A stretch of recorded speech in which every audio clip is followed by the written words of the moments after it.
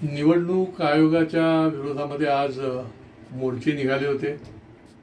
निरनिराळ्या ठिकाणी मोर्चे निघाले आहेत, निदर्शनं केली आहेत आणि निरनिराळ्या पक्षाचे आंतरराष्ट्रीय नेते, आमच्या इथेही एक आंतरराष्ट्रीय नेते आहेत जितेंद्र आव्हाड साहेब, त्यांनीही अनेक प्रकारची भाष्य केली।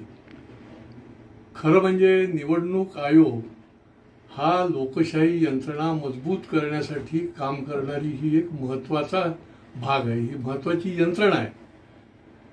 दिल्लीपासून ते खालपर्यंत मला वाटतं ही सगळी लोकशाही मजबूत करणाऱ्या ज्या यंत्रणा आहेत त्यांना खिळखिळ्या करण्याचा नरेटिव्ह आखला जातोय की काय, आणि त्या कशा खिळखिळ्या होतील, त्या कशा बदनाम होतील आणि मतदार जे आहेत, नागरिक जे आहेत यांची कशा पद्धतीने दिशाभूल होईल, याच्याकरता हा काही अट्टहास चाललाय की काय।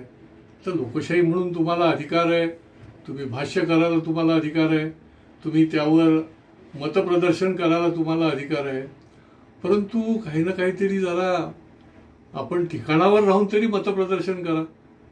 लोकशाही वाचवली म्हणे नेहरू गांधी घराण्याने। अहो, ज्यांनी लोकशाही धोक्यात आणली, लोकशाही संपुष्टात आणली, या लोकशाहीचा खून केला, ज्या राहुल गांधींच्या आजीने हे सगळं केलं आणि इमर्जन्सी आणली, लाखो लोकांना जेलमध्ये टाकलं, आम्हीही त्याच्यामधलेच एक कार्यकर्ते आहोत, आणि हे म्हणतात की हे लोकशाहीसाठी लढणारी लोक आहेत।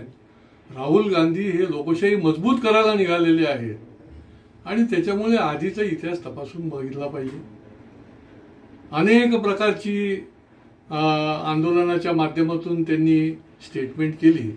मला असं वाटतं की आपण मतदार राजा तुमच्यावर खट्टू आहे। खरं तर लोकसभेच्या निवडणुकीच्या वेळेला निरनिराळे नरेटिव्ह पसरवून ज्या वेळेला जागा तुमच्या निवडून आल्या त्यावेळेला निवडणूक आयोगावर कोणाचाही काही आक्षेप नव्हता, मग त्यावर ईव्हीएम बद्दल सुद्धा कोणी काही आक्षेप घेत नव्हता, आणि त्याच्यामुळे हे जे दुटप्पी धोरण आहे प्रत्येक बाबतीमध्ये, प्रत्येक विषयामध्ये, जनता एवढी काही दूधखोरी नाही। जनता, नागरिक, मतदार हा अतिशय हुशार आहे आणि तो बरोबर बघतोय, म्हणूनच तुम्हाला तुमची जागा त्या वेळेला प्रत्येक निवडणुकीमध्ये दिसलेली आहे, आणि पुढच्याही काळामध्ये मला निश्चितपणे खात्री आहे की तुमची जागा मतदारच तुम्हाला दाखवून देईल।